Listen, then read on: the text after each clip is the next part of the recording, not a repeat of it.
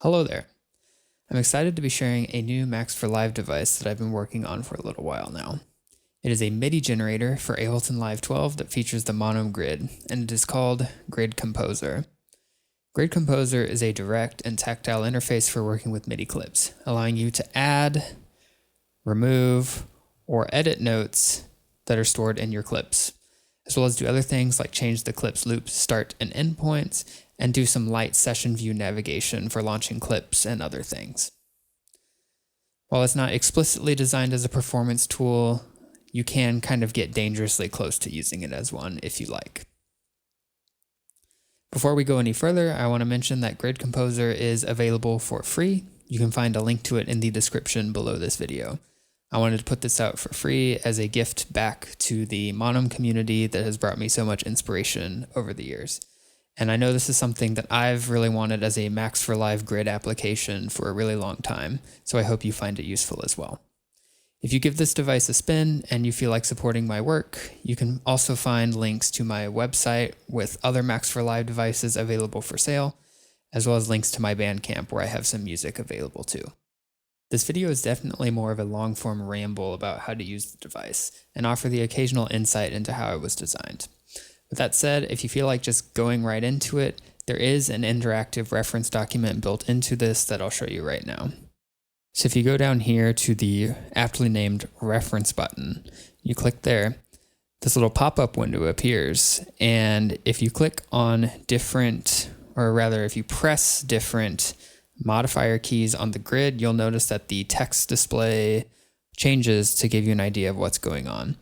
This is really helpful because a lot of times with Monome grid applications that are rather dense and have different layers to the user interface, it can be hard to keep track of what's going on. And my solution to remembering how to use the thing is to build that into the device, so you have it there if you need it. Let's talk a little bit about what's going on in the actual device view over here now. So if I click on this grid config button, another pop-up window appears that allows you to select your grid that's being used, as well as adjust a few other settings. The edit layer timing and the chromatic note map, which I will talk about in more detail later in this video. While we're here and talking about grids, I do want to mention that currently only 128 sized grids with variable brightness are officially supported, but I'm open to exploring other sizes in the future. Back at the device here, you'll see there is a current note range display here, as well as a little sharp flat toggle button. This is purely for your own reference. So if I change to a different scale up top here, you can see that you're now in the key of A sharp, but most of the time you might think of it as the key of B flat. So this kind of allows you to manually sort of adjust the display to be a little bit more sensible with the range of notes you're working with. In a future version, I might work out some more intelligent logic that does that automatically, but for now, this is how you can do that. I'm going to skip over these nav and focus buttons for now. These will come into play when we talk about session view navigation stuff later. But these note defaults at the bottom here, whenever you enter in notes on the grid, like so, these are the default velocity, chance, and duration settings that are applied to those notes. Now, keep in mind that duration here doesn't explicitly correspond to a specific note subdivision, but rather it's the number of columns on the grid that the note occupies, and keep that in the back of your mind for later. So now let's take a look at the Monome grid itself. Along the top here, you have a sort of control row with a few different modifier keys, and then this main display area down here is where you will primarily be entering in notes, which entering a note is as easy as simply tapping anywhere there is an available space, and a note will appear. And you can confirm this is true by looking at the clip view in live, which perfectly matches what is represented on the grid. And if you click play,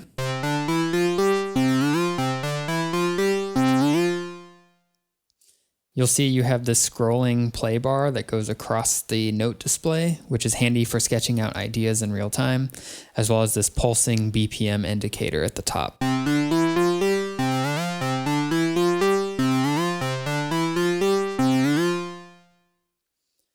Removing a note is as easy as going to anywhere there is a note displayed here on the grid and just tapping to remove it.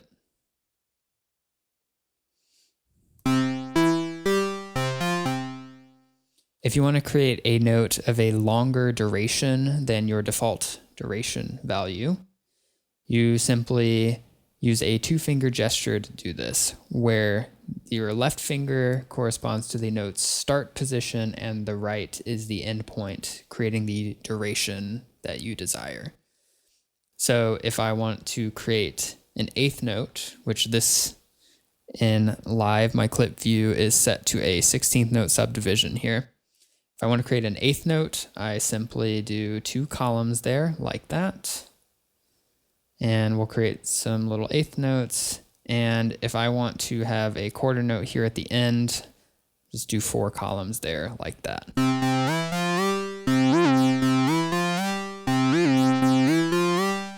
Funny little anecdote. I tried an Oxy One for the first time recently, and I was pleasantly surprised to find that they do a similar thing on that device for creating longer notes, which is cool because that thing is sick, but it's also reaffirming that I felt this was an intuitive way to handle that action.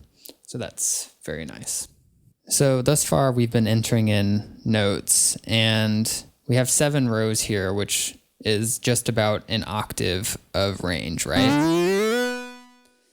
If you want to change octaves, that's what this top range of notes is there for.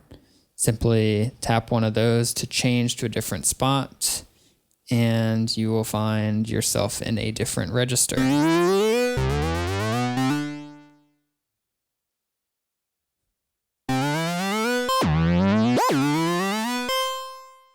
Pretty cool.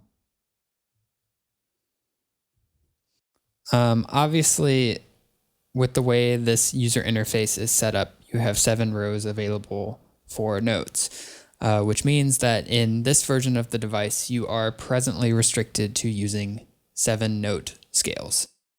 So if I go over here in live and I change to a scale that does not have 7 notes in it, such as the minor pentatonic, the favorite scale of rock guitarists, you get this pop-up note here that tells you that you can't do that. But if you go back to any of these, like harmonic minor, you're all good.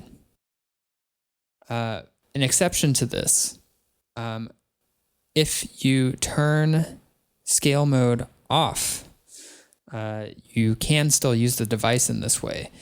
And that's what this chromatic note map is there for. And the reason for doing this is obviously you can set up a sort of custom scale that allows you to use whatever notes you want, as long as it's a 7-note scale. But crucially, this allows you to use Grid Composer with drum racks. So if I go over to the browser on the left and I drop in like the 606 kit or something, it'll take a second to load. And here we are here now.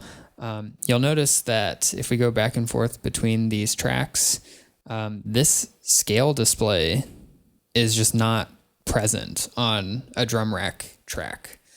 But with this chromatic note map here, you can still use Grid Composer with drum racks, which is neat. Oops, I need to actually play that clip.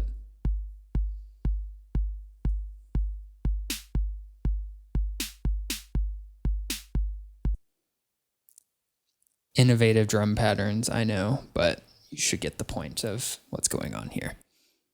Another thing I'll note, obviously, is, this chromatic note map still restricts you to 7 notes at a time, and it just wraps across different octaves. So with these sort of pre-built drum racks, like the 606 or 808 kits or whatever, you might have to do some picking and choosing of which notes are actually going to be available to you at once on the grid. But of course, if you're whipping up custom drum racks, you're obviously free to do whatever you'd like. As we mentioned before, in the Grid Composer device view, you can set the note default values for velocity, chance, and duration. But there are obviously a lot of situations where you may want to have variation between a set of notes, whether it's in dynamics, duration, probability, whatever. With that in mind, I'd like to show you how to edit a note settings from the grid itself. So for example, let's change this last note here to be more of a sustained note. So I'm going to hold on this note here, and you'll see 3 control rows pop up on the top here.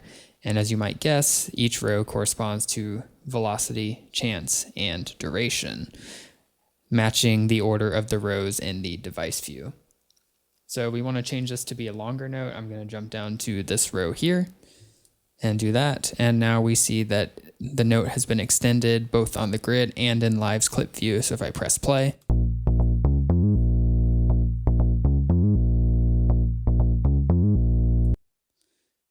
it works as we would hope. Oh, hello, Echo.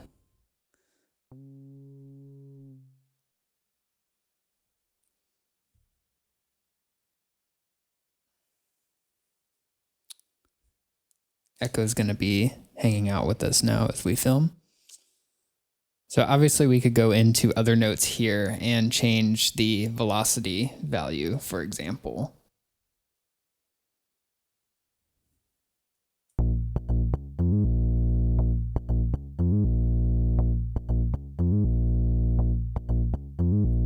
If we wanted to add additional notes here at the end for like ornamentation, but we don't want them to play every time, we could do something like this.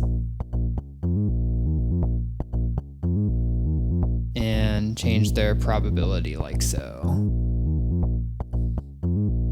And you'll notice that depending on where a note is positioned on the grid, the control overlay will appear in different places.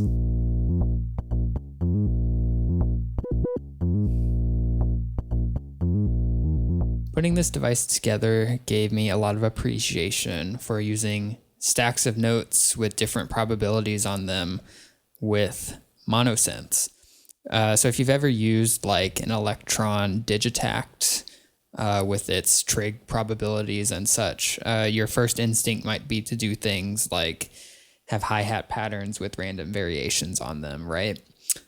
Which is cool, but it occurred to me while working on this, like, oh wow, feeding a variable range of notes into a monophonic instrument and just letting it spit out different variations at you is a lot of fun. Like, it's really cool to have these sort of meandering melodies or bass lines that are never quite the same each time that they repeat.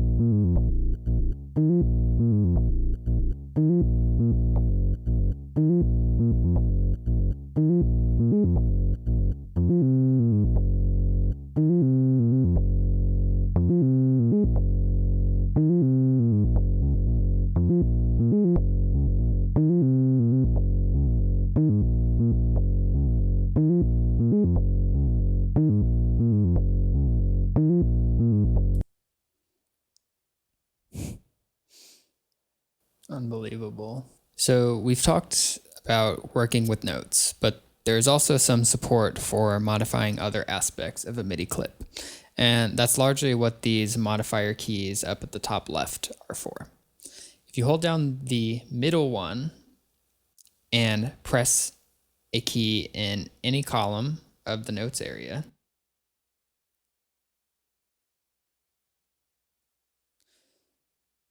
you can change the loop start point.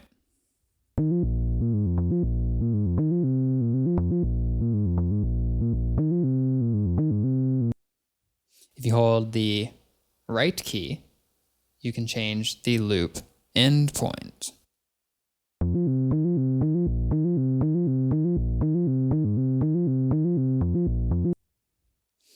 And if you hold both of these, that is the middle and the right key, you can shift the range of the loop around entirely.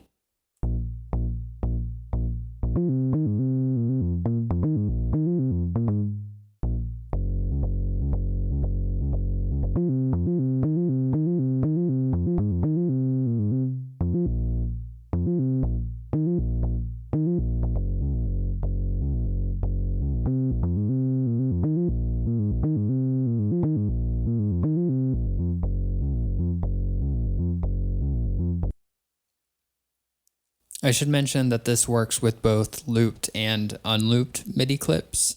So if I turn loop off here, this will now just be like a one-shot clip. Oops, I need to launch it because it has now stopped looping. Nice. So while I was wrangling my cat here between takes, I've set up a 2-bar MIDI clip for us. And clearly it seems like we have shut ourselves out of being able to access notes in the second measure. But luckily for us, if we hold down the top left key, our notes dim and these few illuminated keys pop up in the second row here. And if we tap on them, we are now able to traverse across time in our active clip and reach notes that were previously inaccessible. You can even jump across the pages to set different loop points, which is pretty fun.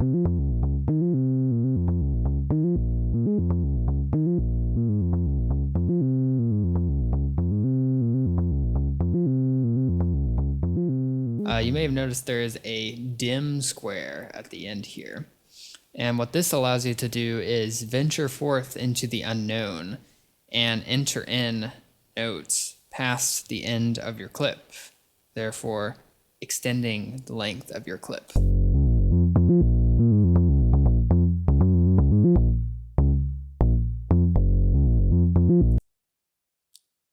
There's some tricky stuff going on behind the scenes here because there's no explicit clip length parameter in the live API, which makes sense because obviously you have the loop start and end points, and then you can separately have start and end markers, and it's conceivable that you could have notes available outside of those ranges. And as such, that means a clip's length is potentially infinite. But working with these new MIDI generators in Live 12, you get access to a dictionary that contains the positions of your first and last notes in the selected range that you're working with. And obviously for the purposes of this device, with having notes displayed on the Monome grid, you probably want all of those notes to be displayed and accessible from the grid at any time. So with some clever patching, I was able to kind of come up with something that allowed this to work, which was satisfying because it was a bit of a tricky puzzle for a moment there. Now here's another cool thing. You can change the subdivision of Live's note grid, and this device will follow along and update accordingly. If I right-click and change to like a 30-second note grid, for example, you can see that the display on the grid has changed. And you also now have more pages available to you. And this is handy because now you can enter in like 30-second notes or something, for example. When you hold down this modifier page, you'll see now that there are brighter and dimmer squares. The brighter squares correspond to the integer beat, so the start of a measure, and the dimmer square is like the offbeat, which can kind of help you keep track of where you might want to go to edit clips or edit notes in your clip, I mean. And obviously you can get really silly with this and use keyboard shortcuts to just zoom in and out of your clip as you see fit. And there's not really a limit to this, but I would imagine it's probably less useful at the extremities of the range for sure. So the last thing that I'll mention here today is what you can do with this top right modifier key. Obviously, when you're working with MIDI clips, you probably have multiple tracks, multiple clips on those tracks. You're usually not working within the vacuum of one singular MIDI clip. Hold this key down, and you get a rudimentary way to navigate live session view. Again, Grid Composer is not really designed as a performance tool. It's not a push, it's not a launch pad, it's not an APC, it's not any of those things really. But while I was developing this, I did find it pretty helpful to be able to walk around your session and select or trigger clips. And this works just about the way you would expect it to. The illuminated keys on the right represent clips, and this group of 4 at the left is used to traverse tracks and scenes. So if I press on some of these, you'll see I'm jumping around between different clips and tracks. These are just empty clips over here, but these clips, I press them and release the modifier key, and you can see that the note display updates to reflect the contents of the clip. And Live's detail clip view is also updating with our selections as well. So now let's talk about those 2 buttons I skipped over in the device view before. This nav button determines whether you simply select a clip when its corresponding key is pressed, or you actually launch the clip and begin playback.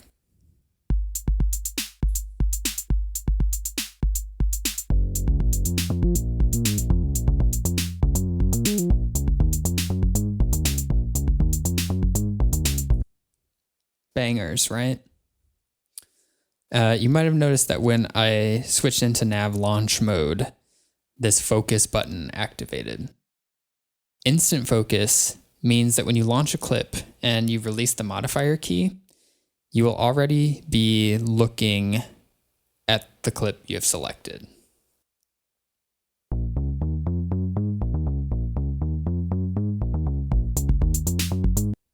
So you notice there that before the drum groove actually kicked in, we were already looking at the notes in that clip. Synced focus, on the other hand, it delays switching the grid display until the clip that you've selected actually launches, which may be preferable if you're just playing around with notes and sketching ideas and you don't want to accidentally overwrite something.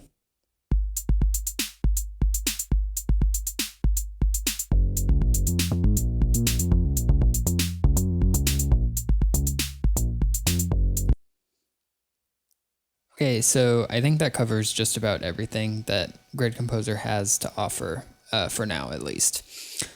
Again, I'm making this device available for free. Find it in the description below this video. If you have a Monome grid, I'd love for you to try it out. I put a lot of work into this, and I still have a few ideas I would like to implement in future versions, but I'd really value other people checking it out, not only to find bugs and things that I missed, but just to sort of solicit feedback and ideas of things I could add to this in the future. Because there's obviously so many different ways that you can work with MIDI in Live, and the way that I do things might be slightly different from how you do things. That said, check it out. Let me know what you think. And that's it for now. Stay tuned for more stuff in the future. Thank you.